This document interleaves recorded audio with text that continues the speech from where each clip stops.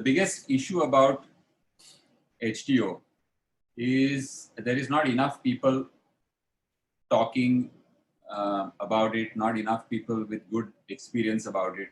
And people are always worried that when you have something like this, which is supposed to be bone on bone, then, can you successfully do a high tibial osteotomy for such a patient or not? So that always is a worry which people will have. So that is one of the important questions, that can it be done in a significantly so-called damaged knee? But if you look at this patient is only 36 years old, and patient has significant pain. She can walk only for 10 to 15 minutes, right? A significant deformity, and what I call the hallmark of a patient who needs a high tibial osteotomy is she has a medial joint line tenderness. So she can't really have the advice, oh, carry on till you can manage it and then we will do a TKR, etc., etc. This is a patient who needs treatment. So for me, the indication is what I call a predominantly MCOA, predominantly medial compartment osteoarthritis. If you read the literature, they will say unicompartmental. There is no such thing as unicompartmental arthritis, meaning every time you see a patient with MCOA, there will be some minor spike in the tibial spine, there will be some minor spike in the patellofemoral joint.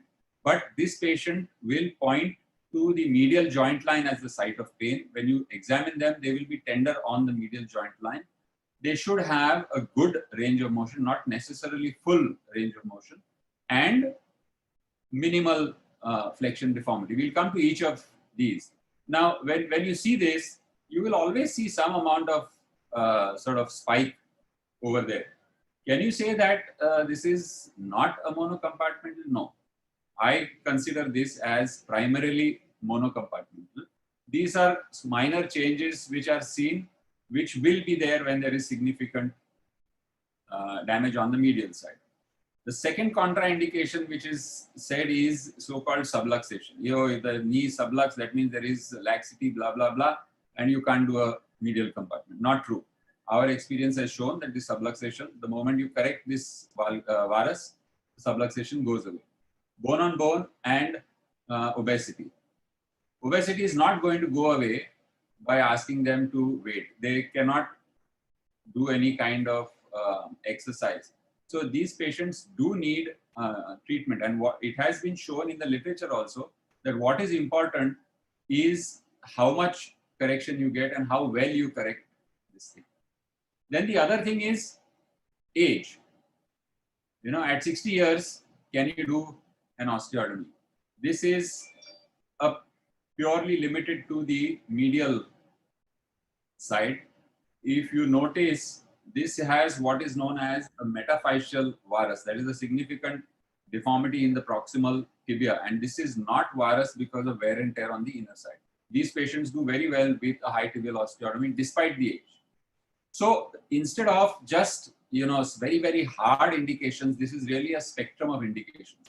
When I have younger patients, I will try to treat even more so-called damaged knees with a high tibial osteotomy.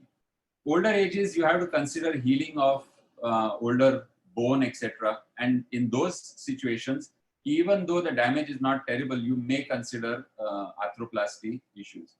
Especially if the patient has an active lifestyle from a rural background and general health is good, I would tend to be more biased towards osteotomy. I'm not saying that a high tibial osteotomy is a poor man's TKR, not at all. This is one of the problems that we will get into as high tibial osteotomy gets more popular. It's not meant to replace a knee replacement in older patients with severe disease. Those patients need a knee replacement, and a knee replacement should be done. For planning of a high tibial osteotomy, as we will see in the X-rays also later on, one of the most important things is a full length X-ray. When Coventry talked about it, when we learned about this in, as residents, full length x-rays were not available, and we used to plan these on short standing films. But today I think largely a full length x-ray is available in most, if not all places, and that is mandatory to do a planning for a high tibial osteotomy. In addition, I will usually get a standing AP. I'll get a Rosenberg view, that's a 15-degree posterior anterior view, 15-degree flexion, a lateral in full extension, as well as stress X-rays, varus and valgus stress X-rays. And I'll come to each of those one by one. So, very often, if you have a significant deformity or a large patient, the radiographer will try and fit both legs into one cassette. That should not be done. If there is a significant deformity and you're having trouble fitting both legs, do each leg on a separate X-ray, because when they tend to sort of pull it or push it together, that tends to reduce the deformity. Spot films like this are not a good idea, because a lot of our patients will have a secondary, additional, femoral bowing or maybe a tibial bowing. Now, when you do a full length for the same patient, you've got a femoral bowing, which also has to be compensated for or taken into account even if you're doing just a high tibial osteotomy, because there is at least 4 or 5 degree varus over here that will increase the amount of correction that you need to do on that. And the other thing that you need to look at is look at the patient walking and watch for a lateral thrust. This is very often there. If there is a lateral thrust and the LDFA, that is the lateral distal femoral angle, I'll come to that in a bit, is 90 or above, I have a very low threshold for doing a femoral osteotomy also. So this is something that you need to look for as a part and parcel of your clinical examination. So we do the standing AP more as a kind of record to have a good quality X-ray of the knee. We do the Rosenberg view, which often shows us the posterior part better. And even if on the AP you see bone on bone, the Rosenberg may show you not bone on bone. Sometimes the AP can confabulate matters if there is a little bit of subluxation of or if the beam is not perfectly right. But the important thing that I like to do is this valgus stress view. And this is done as shown on the diagram on the left side. That is, a single operator holds both the legs with the patella facing forward, and there's a belt holding both the legs together.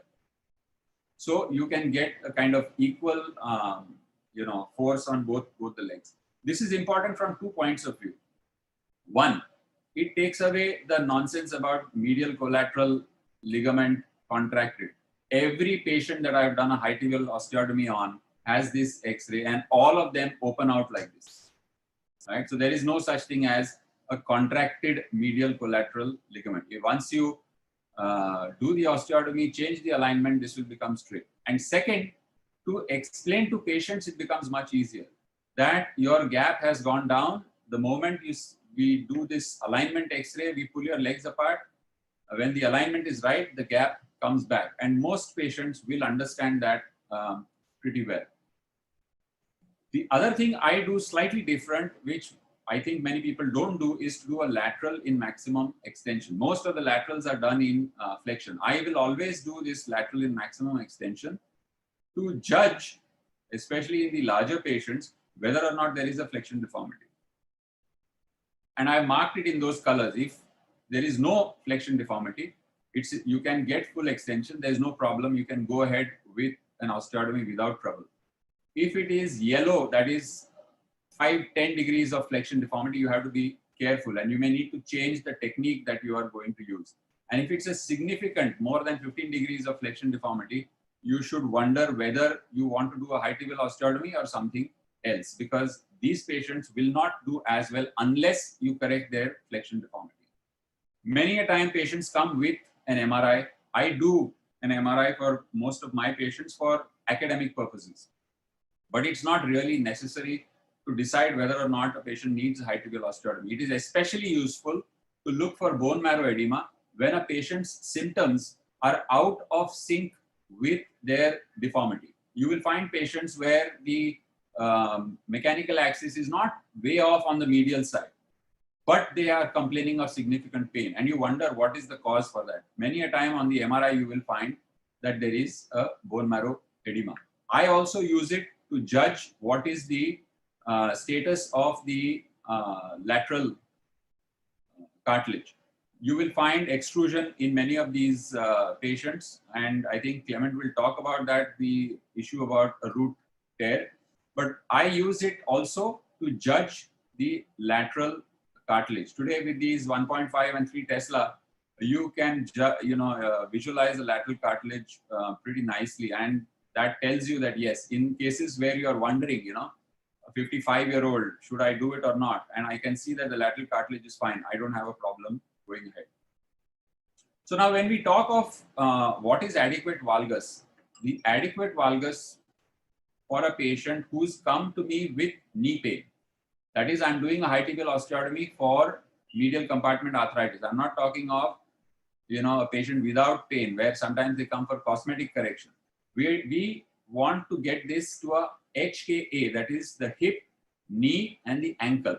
The angle measured on the medial side should be between 183 to 186. More damage, I will tend to go towards 186. Less damage, I will tend to go towards 183. And the second thing that we want to use is what's known as the Fujisawa point, the green line which you see over here, which should pass basically through the base of the lateral tibial spine. Fujisawa was a Japanese arthroscopic surgeon who sort of did a second look scopy on a lot of these patients and found that when the weight bearing line was here, those patients had kind of the best results and the best regeneration of the medial cartilage. So you follow all the basic deformity principles where you have to find the location of the cora, you draw the mechanical axis proximally, and usually in the tibia you will find that these two axes cross at the level of the head of the fibula, right? So this is what we call as the cora in Ilizarov terms, and there is what's known as a bisector which bisects the obtuse angle, and therefore whether you are doing a opening wedge or you are doing a closing wedge, if your osteotomy is at this level, the results tend to be equally good. So when you do a Coventry, your hinge is on the medial side. When you do a opening wedge, the hinge is on the lateral side. So you have to decide before you do the planning, or rather when you're doing the planning, whether this is the femur, this is in the tibia, whether there is an element of ligament laxity, or it's a combination. And oftentimes you will find that there is a combination. So the source of deformity, you will only be able to find out if you do these full length X-rays. And I'm not going to go into the details of deformity planning, except for you should know what is the LDFA between the mechanical axis of the femur, center of head to center of knee, relative to the joint line of the femur. This is normally 87 degrees. So in this case, the deformity is really in the varus femur, MPTA 87 is normal. So this patient requires an osteotomy in the femur and not really in the tibia. This patient, LDFA is 87, that's normal. MPTA, medial proximal tibial angle, is 82. That is less than normal, which is normal is 87. So this patient deserves a proximal tibial osteotomy. Here, as you will see in one of my patients, both the LDFA as well as the MPTA are abnormal. And therefore, you need to take this into account. And both need to be corrected. When patient has been in varus for a while, they will develop a certain element of joint line laxity. And the joint line convergence angle, the angle between the tibia and the distal femur, in this case, it shows it is 7. Normally, when both of them are parallel, that angle is only about 2 to 3 degrees. So now, when you're doing a high tibial osteotomy, if you factor in this, if you take this 7 degrees also, you will overcorrect quite a lot. So when you are doing this correction, you should not take this joint line convergence angle into account and probably take only 5 degrees or only 2 degrees of joint line convergence angle should be taken. So whatever has to be corrected, you need to subtract about 5 degrees, which is coming from the soft tissue, because once you do your bony correction, everything will land up right. So how do you plan? And this is kind of common whether you're doing it with a unilateral fixator like I do, whether you do it with an Elizarov like Vasu does, or whether you do it with a Tomofix as I do sometimes, and I think Clement will show us about that. So you need to do what is known as the projected weight bearing axis. That will be the future mechanical axis. Where is the hinge and what is the angle of correction? So the future mechanical axis, as I told you, needs to go from center of head through the lateral tibial spine, right? So that you draw a line like that on your full length X-ray, and then you need to know the angle of correction.